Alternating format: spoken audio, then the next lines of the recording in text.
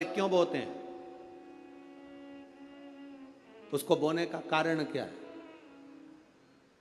केवल कोई कहे कि हम ठाकुर जी को भजते हैं, भगवान कृष्ण को भजते हैं, कोई कहे हम तिरुपति बालाजी को, नारायण को भजते हैं, कोई कहता है कि हम हरि विट्ठल को, पांडुरंगा को भजते हैं, हमारे यहाँ हाँ हम इनको भजते हैं तो जवारे नहीं बोते। ना ना, पुष्टि मार्गी है, ठाकुर जी की सेवा करने वाला है, उसके यहाँ भी ये 9 दिन जवारे बोए जाते हैं। रामानुज संप्रदाय से जुड़ा हुआ है, नारायण की पूजन कर रहा है, उसके घर में भी जवारे बोए जाते हैं। पांडुरंगा हरि विट्ठल की उपासना कर रहा है, उसके घर में भी जवारे बोए जाते हैं। जवारे का महत्व हमारे यहाँ शास्त्र कहता है। क्या महत्व है उसका, क्या फल है उसका? महाराज, जब देवी माता ने दुर्गा भवानी को पंचायत में बुलाया गया, शिव पंचायत में मां दुर्गा बैठी हुई है, और शिव पंचायत में जब दुर्गा भवानी बैठी, उपद्रवियों ने उपद्रव मचाया, अहंकारियों ने अहंकार मचाया, असुरों ने, राक्षसों ने हाहाकार मचाना प्रारंभ करा। तब उस समय पर देवाधिदेव महादेव माता पार्वती को देखकर, दुर्गा भवानी को देखकर मुस्कुरा रहे थे। केवल शिव मुस्कुरा रहे हैं, पार्वती को देखकर, दुर्गा भवानी को देखकर, मां जगत जननी को देखकर केवल मुस्कुरा रहे हैं। तब देवता सूर्य नारायण ने भगवान शिव जी को देखकर हाथ जोड़कर प्रार्थना करी। भास्कर देव बोले, सूर्य नारायण बोले, बाबा मेरे मन के संशय को मिटा दीजिए। शिव जी ने पूछा क्या काम है? बोलो क्या चाहते हो? शंकर भगवान से सूर्य देव, भास्कर देव कहते हैं, प्रभु आपके मुस्कुराने का कारण क्या?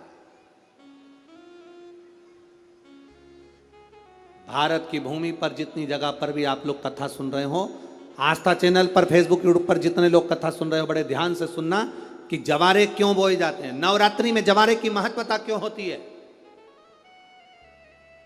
क्यों बोया जाता है, मिट्टी में गेहूं डालकर क्यों उत्पन्न किया जाता है, उसकी महत्वता क्या है? सूर्य नारायण पूछ रहे हैं भगवान देवाधिदेव महादेव से, आप दुर्गा भवानी को देखकर मुस्कुराए, आप हंसे हैं, आपके चेहरे पर प्रसन्नता आई है, कारण क्या? और महाराज देवाधिदेव महादेव ने कहा, यहां भगवान विष्णु, गणेश जी, भास्कर देव, आप सब बैठे हो। असुरों ने आक्रमण कर दिया,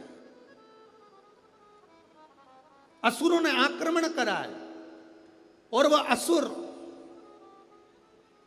आक्रमण कर दिए हैं तो वो असुर प्रवेश कर रहे हैं, उपद्रव मचाकर, हाहाकार कर कर नष्ट करने वाले हैं इस पूरी पृथ्वी को। तो फिर उसको बचाएगा कौन, कैसे बचेगा? शिव जी ने कहा चिंता मत करो।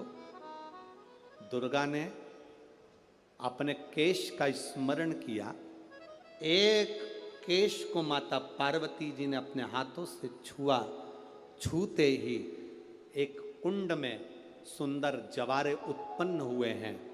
जब तक वो जवारे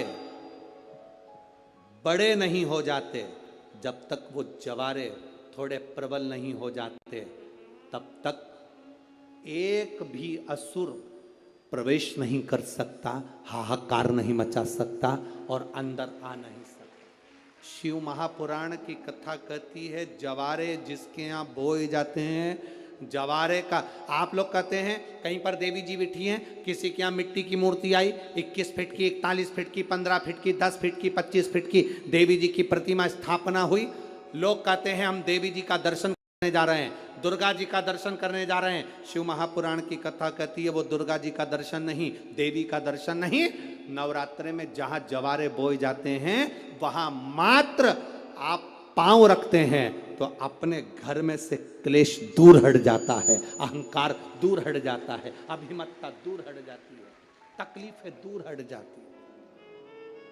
जिसके घर में जवारे बोए जाते हैं, वहां से अहंकार, काम, लोभ, आसक्ति, वासना, तृष्णा और दुख, तकलीफें दूर हट जाती है। तो जवारे का मूल तत्व आनंद, सुख।